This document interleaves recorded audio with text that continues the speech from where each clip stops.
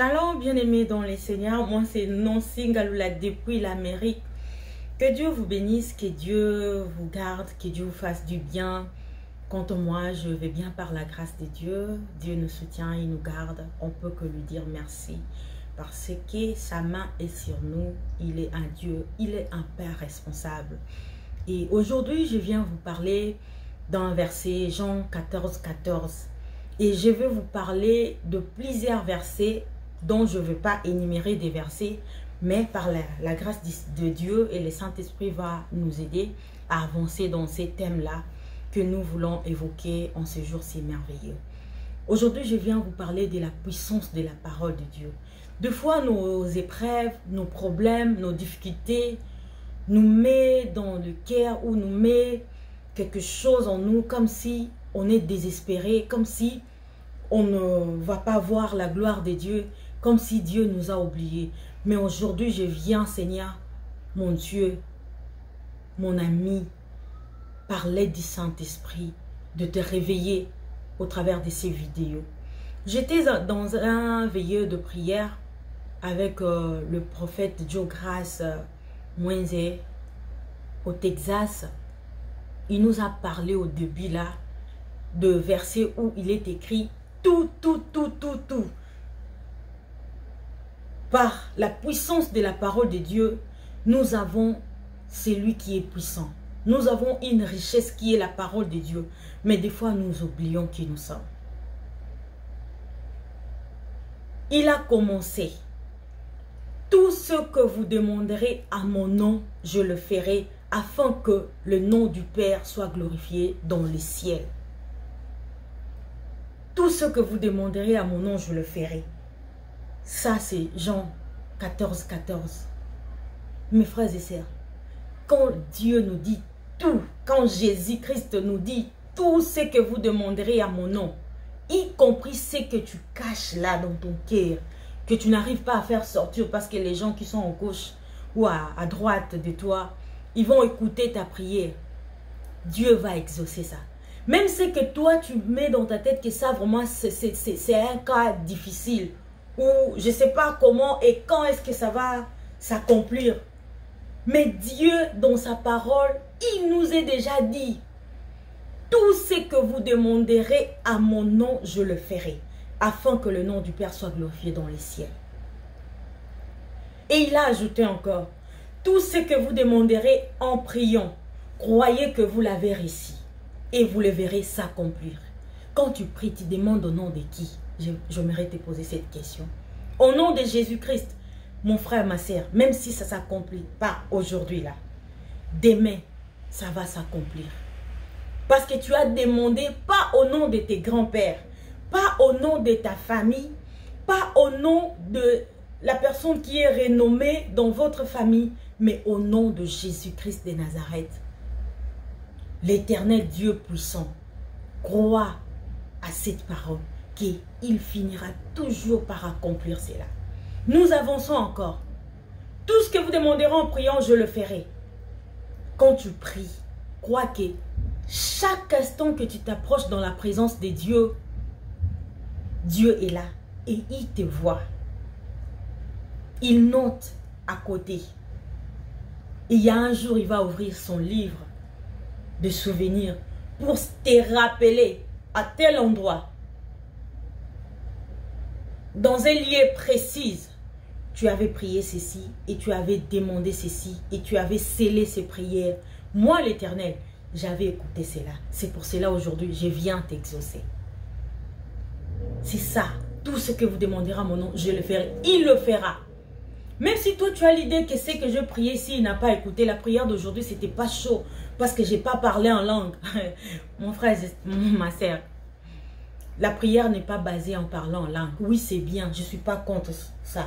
Mais crois qu'à chaque instant où tu t'approches de Dieu, quand tu es sincère avec lui, il est là. Et il t'écoute. Prévenez que la femme, Anne, était là dans la présence de Dieu. Elle gémissait. Parce que la douleur était tellement atroce. Les gens pourraient voir qu'elle est en train de faire quoi? Elle est ivre. Quitte-la dans ton ivresse. les gens pourraient le chasser dans la présence de Dieu. Mais or, Dieu lui avait agréé parce que la douleur était tellement que son cœur était répandu dans la présence de Dieu. Et Dieu lui a exaucé parce qu'il priait au nom de Jésus, au nom de Dieu. Et Dieu lui a donné sa miel. Nous avançons encore. Tout lieu foulera le plan de vos pieds. Je vous les donne en possession. Mon frère, ma sœur, partout où tu pars, même en voyage, même tu ne vas pas résider dans ces pays-là, quand tu devais être séjourné au moins 3, 4, 5 jours, des semaines, ces lieux-là, Dieu te l'a déjà accordé. Dieu a déjà béni ces lieux-là, pardon, parce que il est écrit, tout lieu foulera le plan de vos pieds. Je vous les donne à possession. Ces lieux-là est possédé par la présence de Dieu qui est en toi. Et tu domines, tu règnes parce que l'Esprit de Dieu marche avec sa parole. Nous avançons encore. Il a dit, tout est accompli à la croix de Golgotha. Il a accompli de prières que tu n'as jamais fait. Il a accompli. Il a brisé l'acte dont les ordonnances nous condamnaient. Et tout péché qui subsistait contre nous, il les a cloués à la croix afin que nous soyons libres. C'est pour cela que la Bible nous dit que il n'y a plus de condamnation pour ceux qui sont en Jésus-Christ. Dans le livre des Romains 1.1. Romains 8.1, pardon. Il n'y a plus de condamnation pour ceux qui sont en Jésus-Christ. Mes chers amis, plus de condamnation. Qui pourra condamner ce que Dieu a jugé juste? Personne. Car la Bible dit, il n'y a plus de condamnation. Pourquoi tu te condamnes? Pourquoi tu te lamentes? Pourquoi tu te dis que moi, dans ma famille, je crois comme si le jour où on m'avait enfanté, il y a un grand-père qui était venu. Il n'a plus le droit de te condamner parce que tu es devenu une nouvelle créature. Tu es venu en Jésus-Christ. Il n'y a plus de condamnation pour ceux qui sont en Jésus-Christ. Toute condamnation est tombée à l'eau par la puissance de la croix. Les sangs de Jésus crient plus que les sangs des hommes. Plus que les sangs de ton oncle paternel ou maternel. Plus que les sangs de la famille qui te réclament. Mais Jésus-Christ a triomphé le monde, tout péché. Et nous avons ce Jésus-là en nous. Sois fier. Sois dans la joie. Parce que tu ne plus seul. Il y a une personne qui est avec toi. La personne de Dieu. La personne du Saint-Esprit.